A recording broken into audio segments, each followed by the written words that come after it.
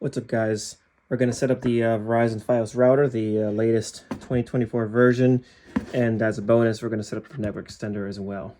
All right, first step, you're going to look for the ONT. It's basically Verizon's fiber modem they give you free of charge. Look, you can see the fiber goes up through the wall, and it's right there. Be careful not to kink or break this cable. If you cannot find this anywhere, stop and just call Verizon and have them come out and get you one. It's free of charge. It doesn't get that hot, so if you can have clothes laying on it and it won't be a big deal. Now, there's lights right now, so it's powered on. If there's no lights on it, you want to trace the power cord real quick. In this case, it goes through this hole, and right there, you could just plug it right there and call it a day. What I do is I have it plugged into a UPS, which is basically a battery backup unit. I get about 12 hours of backup Wi-Fi. You can pick them up at Best Buy, but that's optional. You can just plug it in the wall and call it a day.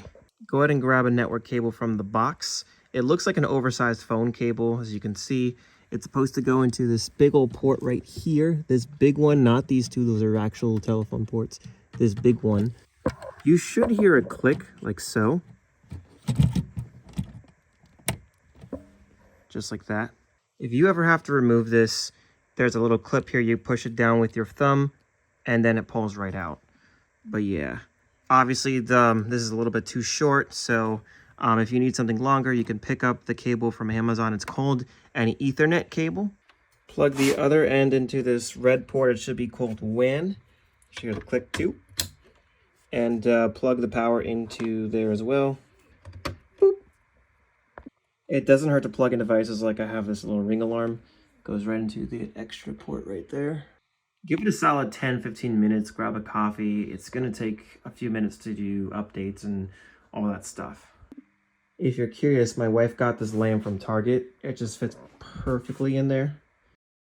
All right, so go to the back and the Wi-Fi credentials are right there. Log on your mobile phone or save some time and you can use the QR code. It'll auto join for you.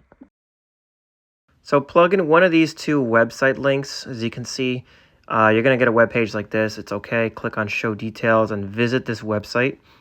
It's perfectly normal.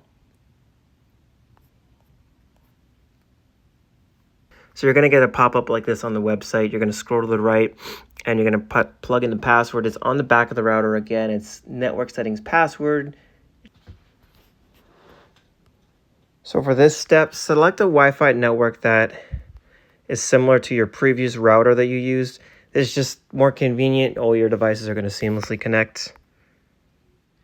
And that's pretty much it. My internet's all set up. One extra step I really like doing, go to the advanced tab on the top, go to Wi-Fi and primary network, and you're going to see this annoying little thing called self-organizing network. I'm going to disable that. What I'm doing here is pretty much separating the two bands.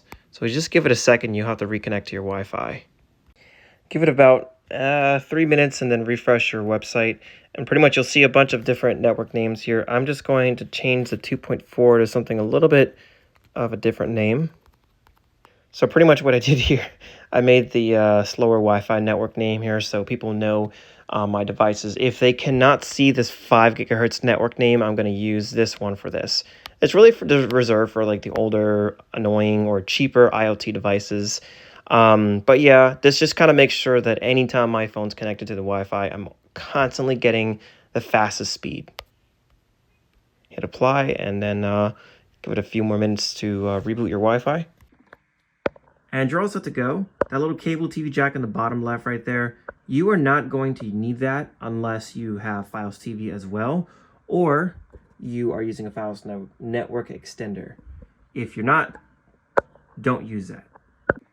If you are paying for FiOS TV, that cable TV jack is going to go to this splitter like so, and one end of this splitter is going to go to the back of that, and the other end of that splitter is going to go to where your cable box is going to be, which, well, you could see it's quite a distance, so if you don't want to do all that trouble, you can get a Verizon FiOS stick to come out. So for now, I have them directly connected to each other just so I can do the setup. You can see it's blinking, it's powering on, probably doing some updates, so give it another 5-10 minutes. And that's pretty much it. You can relocate this to wherever you want in the house.